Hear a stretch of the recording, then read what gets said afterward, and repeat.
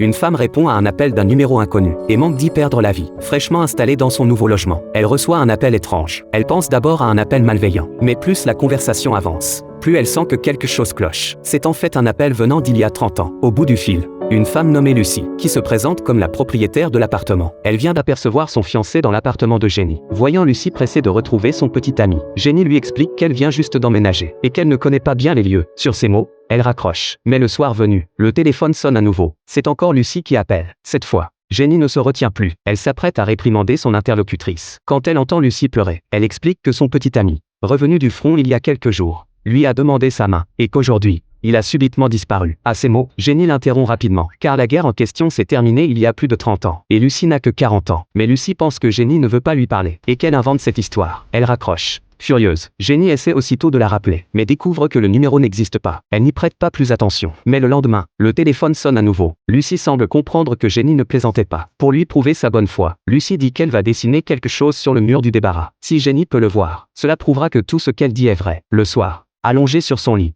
Jenny repense aux événements de la journée. Bien qu'elle ne croie pas à ses propos absurdes, sa curiosité finit par l'emporter. Elle se rend au débarras, prend une pelle et gratte le mur, et découvre effectivement une rose dessinée sur le mur. À cet instant, Jenny commence à croire les paroles de Lucie. Plus tard, elle va voir le jardinier de l'immeuble pour se renseigner sur les anciens occupants, espérant en savoir plus sur Lucie. Mais celui-ci dit ne se souvenir que d'un couple, et ne se rappelle pas des occupants précédents. Voyant le jardinier réticent à en dire plus, Jenny n'insiste pas. Le lendemain, en faisant le ménage, elle trouve une photo sous un meuble, datée de 1977, sur laquelle on voit Lucie et son fiancé. Alors que Jenny l'examine attentivement, Lucie appelle à nouveau. Il s'avère que son fiancé l'a encore battue hier. Ce n'est pas la première fois. Comme Lucie n'a pas beaucoup d'amis, elle a ressenti le besoin de parler à Jenny. En entendant cela, Jenny commence à compatir avec cette femme. Elle-même a déménagé ici pour fuir un mari violent. Ces deux femmes malheureuses trouvent ainsi un sujet commun. Voyant Lucie souffrir à cause de cet homme, Jenny lui conseille de le quitter au plus vite. Mais contre toute attente, Lucie refuse, s'imaginant même que l'homme pourrait changer. Face à ce refus d'entendre raison, Jenny s'emporte et déclare que si cet homme lève encore la main sur elle, elle ne devrait pas faire preuve de clémence. Mais ce qu'elle ne pouvait imaginer, c'est que ces paroles prononcées sous le coup de la colère allaient pousser Lucie à passer à l'acte.